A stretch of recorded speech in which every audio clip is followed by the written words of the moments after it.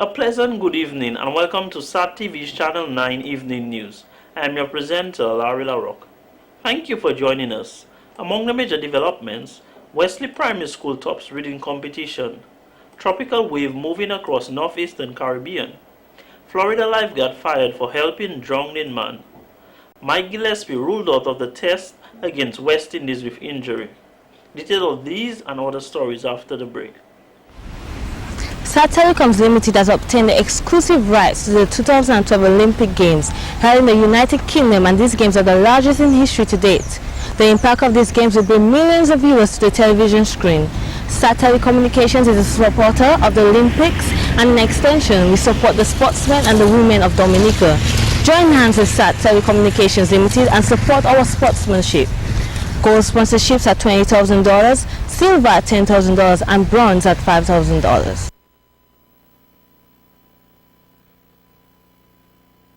Thank you for staying with us. Now for the details of the news. On July 4th, the PTA of the Goodwill Primary School recognized some of their teachers with an award ceremony held at the school. They wanted to thank the teachers for their hard work throughout the school year.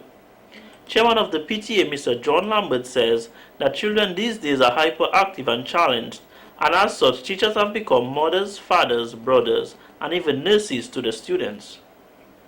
And as an association, we just wanted to say thank you because we know it's a tough job. And our hearts are right here at the school. That's why we devoted our time to be members of the executive. Principal of the Goodwill Primary School, Mrs. Miriam Lewis, says the ministry has seen that every school must have a parent-teachers association, and the Goodwill School is the first to recognize their teachers. As a school, every year we do it in our own little way, where we recognize our teachers. Last year we did that, and this year we do it again.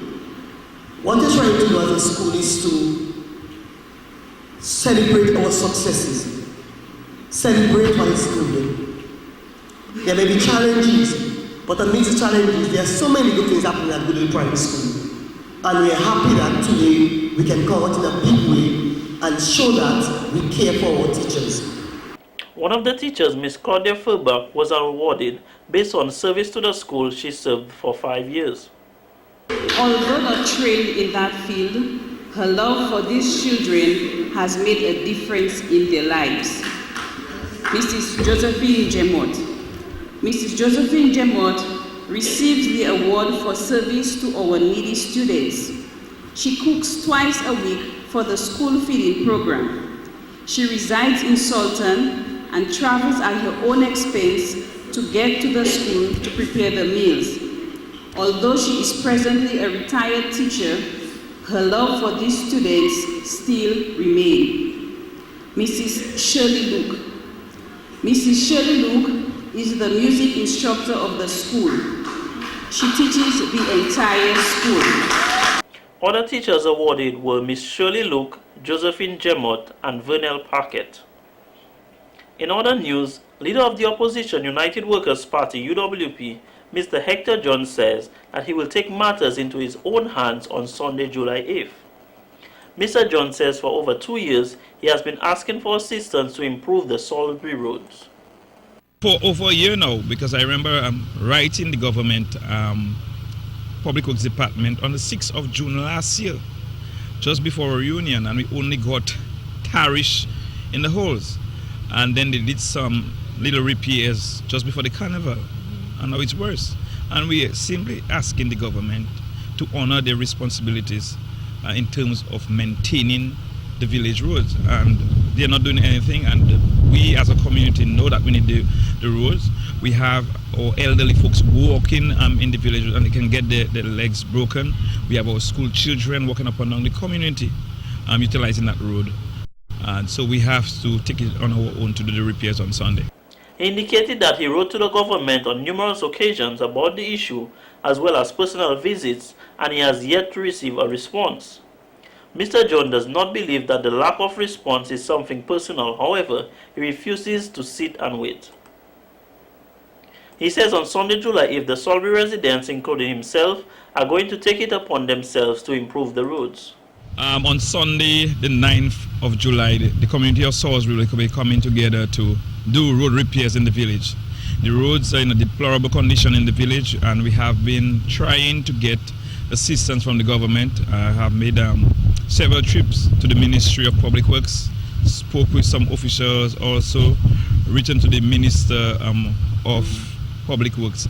The residents purchased their own materials such as cement, asphalt, and tar, and their aim this Sunday is to improve as many main roads as possible. Mr. John mentioned that it is also uncomfortable for the elderly folks and pregnant women when they are traveling on these roads. In addition, he mentioned that he is not hoping to gain anything in particular from this project apart from assistance. The village road is in a deplorable condition, and we are coming together as a community to repair roads on Sunday, the 9th of July, buying our own cement, getting the sand, getting the materials, getting a mixer from the village, a dumper, and labor from the village, getting everybody from the community involved. Kudme to fix our village roads. I've just saw us will have in excess of 400 vehicles, and we have to repair our own roads. Mr. John is still hoping to get some assistance with materials at least. In graduation stories around the island, Adolescent Skills Training Programs, ASTP, Partnership in Opportunities for Employment through the Technology in the Americas, POETA, and From Offending to Achieve FOTA programs held a graduation ceremony at the Social Center on June 4th. Under the theme Changing Lives for a Better Tomorrow, the ASTP coordinator, Mr. Lionel Lowe, says that as part of the school year, the students had talks about how to better prepare themselves for the job market. Students were also given the opportunity to visit various businesses to gain experience in the working environment. From all reports, students performed creditably. Parents' contacts and workshop. Parents' involvement is important in helping us to bring about positive changes in their children. They were invited to meetings and workshops during the year. One-on-one discussions were also conducted when necessary. Parent workshop. Parenting workshop was held on April 3, 2012 at the Social Center. The topic discussed were the use of drugs by teenagers, signs and symptoms, and HIV and AIDS. The parents expressed how much they have learned from the sessions and suggested that more sessions should be held. FOTA coordinator Mr. David Toussaint says that it has been an honor to work with the students who have successfully completed the FOTA program. The program, funded by UNICEF and administered by the Social Center in collaboration with Social Welfare Division and the Magistrate of Juvenile Court, started in October of 2006. One of the key tools used by the program for the rehabilitation of its participants is personal development session. Each child is given an individual session in which they are reviewed for behavioral patterns, knowledge of the living environment, and mental illnesses. Another of the key tools is home visits, which were realized during the period of August to December as part of the assessment of the program's participants. Classes included those in woodwork, agriculture, computing, maths, and English. As a result of the program's efforts, many of the participants sent on probation have successfully fulfilled the requirements and have been reinstated into society, some of which are fully employed and not relapsed into criminal activity. As the program has progressed, significant improvements have been shown in behavioral pattern of the participants, especially of the social skills. Notably, there are verbal and self-expression skills. For instance, generally speaking, students are now less prone to violent activities and are more receptive of the social environment. Students were presented with their certificates for the various programs. Social Center Coordinator Ms. Norma Cyril hopes that they at the center have created a positive impact on those the lives they were privileged to touch. Opportunity to thank the staff of ASTP Fota, and Poyeta. They needed the patience of Job. While striving to change the lives for a better tomorrow of the young men and women in their care, despite frustrations and challenges. One young lady made her parents and herself very proud on Wednesday, July 4th after winning a reading competition. Aiden Bruni of the Wesley Primary School was all smiles when she earned her spot as the winner of the 2012 Dominica Broadcasting Corporation DBS Radio's reading competition. The event, which was done in collaboration with the Ministry of Education, saw the participation of 10 students in the finals held at the Arak House of Culture. They were Zen Charles of the Roseau Primary, Claire Ann Telemark of the Lighthouse Christian Academy, Naomi Francis of the Christian Union Primary, Rashad Valentine of the Convent Prep, Gabriel Robinson of the Pioneer Prep, Kathy Libla of the St. Martin's Primary, Michaela Warrington of the SDA Primary, Elliot John of the Salisbury Primary, Adicia Burton of the Salibia Primary, Aiden Bruni of the Wesley Primary School. Education Minister Honorable Peter Seja, in thanking the organizers for putting on this educational event, says that the participation of the schools will be beneficial to the students' reading skills. This is justified by our statistics over the years, which point to a constant improvement in the number of students who are able to read at grade level within the school system. We have all recognized the important role which reading plays in students' overall educational achievement. In fact, without a basic ability to read, it would be virtually impossible to excel in other academic areas. He says that notwithstanding the significant gains which have been made in the students' literacy over the years, they must continue to work hard to realize set goals for literacy development. Winner Miss Bruni won prizes for Best Reader in both news and narrative segments, as the competition was split into two categories.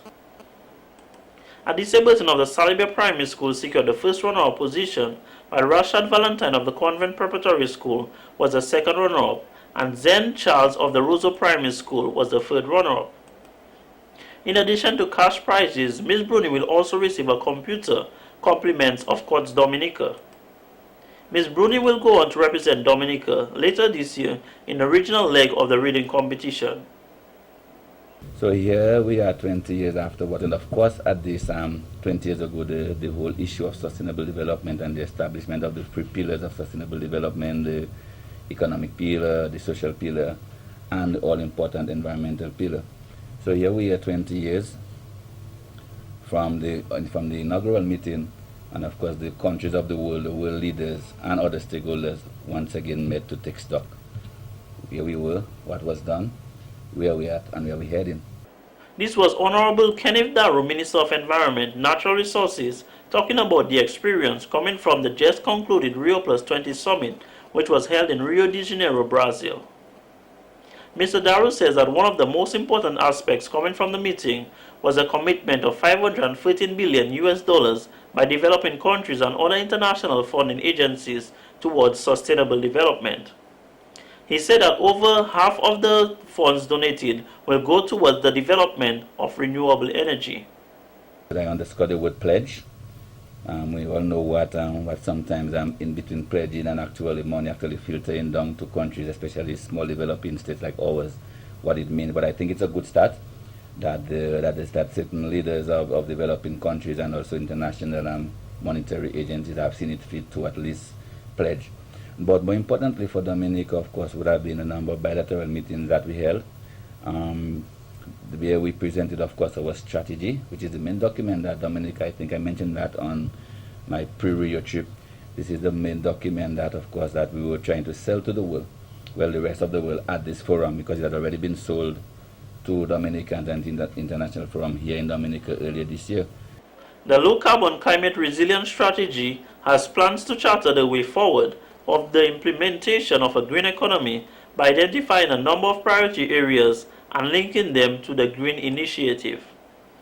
Mr. Darrow pointed out that the delegation at the summit stressed the points of food security, ecotourism, and a very important renewable energy, amongst others. This is what we stressed on also at our presentation when of course we had our chance to make the opportunity to make our case, the whole idea of renewable energy, because we can appreciate the amount of money that we have already invested in the exploration of geothermal, talking about some $30-something million or so just for the exploration stage.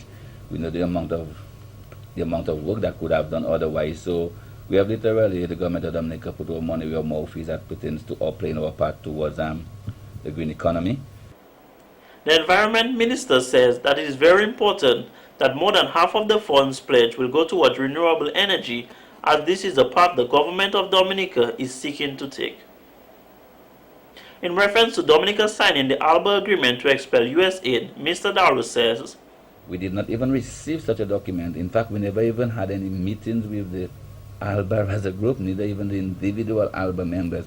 So my take on this is most likely based on the information, putting everything together, that probably a draft communique was indeed prepared with the intention of it being circulated to the member states to be signed on. Okay, but I can state for the record emphatically, categorically, that we did not sign any such, we did not even receive any such document in Rio, far less for signing." He mentioned that it is rather unfortunate that some political pundits would go about trying to misguide the public with such information. He added that if such a document was signed, the first person that should have been contacted were the members of the delegation who allegedly signed the document to verify the story. Just a few weeks ago, the U.S. ambassador was here, and they were both talking about the excellent relations between the U.S. and Dominica. I think they were here for some groundbreaking ceremony of the new marine base at Portsmouth, and the handing over of the two boats, the two vessels to combat the illicit drug trade. And I think that it's unfortunate that after such, and I think even that I've been advised that sometime this week or next week some new contract is going to be signed, because remember, U.S. aid was an integral part of Dominican culture some years ago. It has kind of been dying out. I think that it had been dying out, sorry. And I think that plans are on the way right now to even reinstate the U.S. aid. So I think it's unfortunate that some people would just go ahead and misguide the public without verifying information. He went on to say that Dominica has a wonderful relationship with the United States of America. We now join Desin Jose for a report on Venezuela's anniversary. Ministers, members of the cabinet, along with members from the Venezuelan embassy, gathered at Simon Bolivar Square on Thursday, July 5th to celebrate Venezuela's 201 anniversary. Venezuelan Ambassador Ms. Carmen Martinez de Gualava says July 5th marks a significant day for Venezuelan people since it represents freedom and peace. Ms. Guavilava mentioned that today is not only important for Venezuelans, but it is also essential to other Latin countries. 5th of July, 1811 is a day of transcendental importance not only for Venezuelans, but also for many countries in Latin American region, because Simón Bolívar not was only liberator of Venezuela, not only the father of my country, Venezuela, but he gave freedom to other countries as well, Colombia, Ecuador, Peru, and Bolivia. Under Simón Bolívar leadership, Venezuelan armies went to faraway countries to fight for their freedom. 5th of July represents for Venezuelans our affirmation of liberty, of freedom, of peace. This day refers the beginning of our nationality.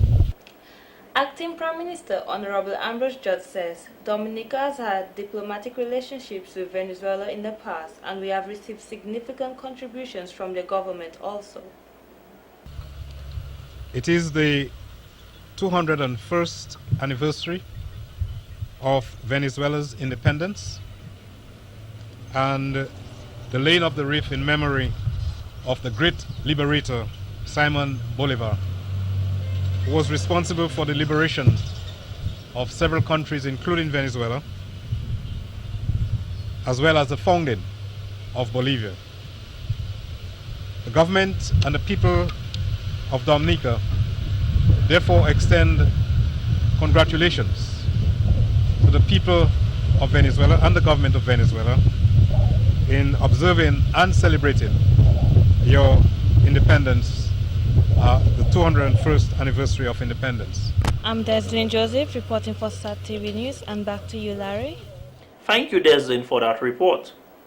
Stop Violence was a message being sent to the public at a panel discussion held by the Buffett State Committee on Wednesday, June 5th.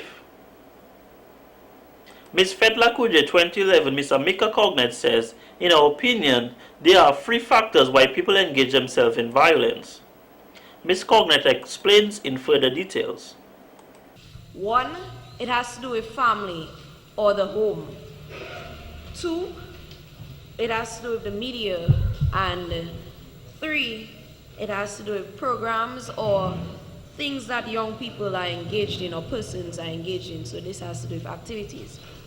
In terms of the family, you see, children usually pattern their lives or what they do based on what they see around them.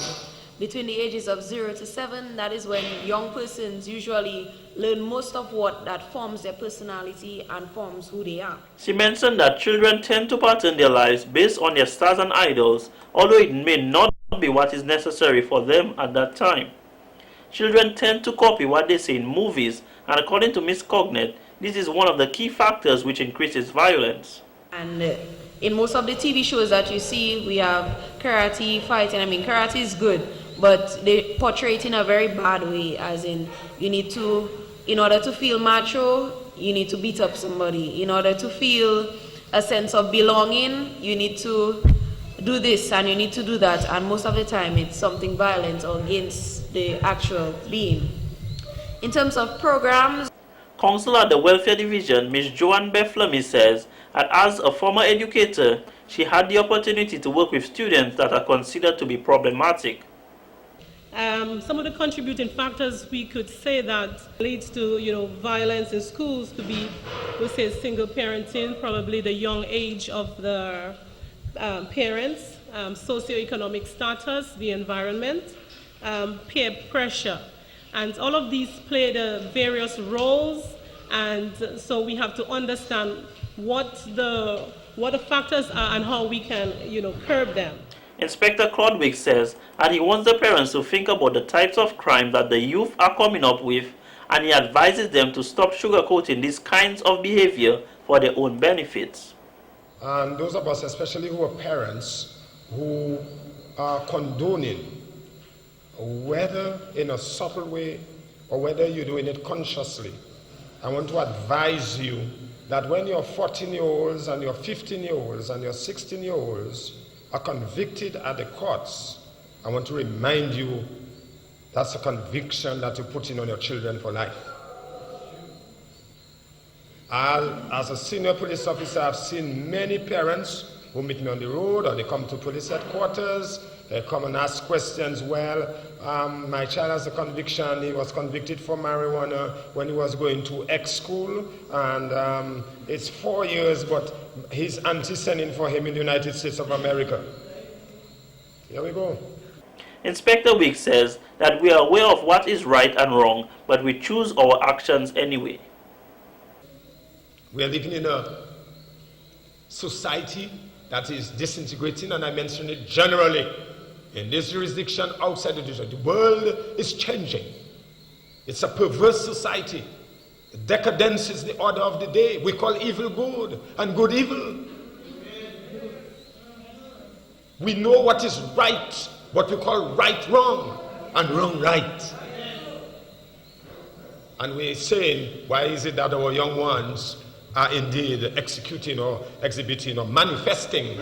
President of Dominica's Teachers Association, Ms. Celia Nicholas, says that we need to realize the difference between those who need help and those who have to be helped. Because they connect with the students at schools, and they are very influential in letting them do what they do at the school and in giving them support in what they have in the outside community. So I'm making a plea for that. Secondly, I would like to link the topic that we are looking at, we are focusing on violence in schools, with the main theme for the celebration of Lakudwe Fete Lakudwe. Residents of Newtown who were asleep were abruptly disturbed on the night of Wednesday, July 4th due to a loud, violent sound of an accident. An eyewitness reported that the accident occurred just about 9:25 p.m.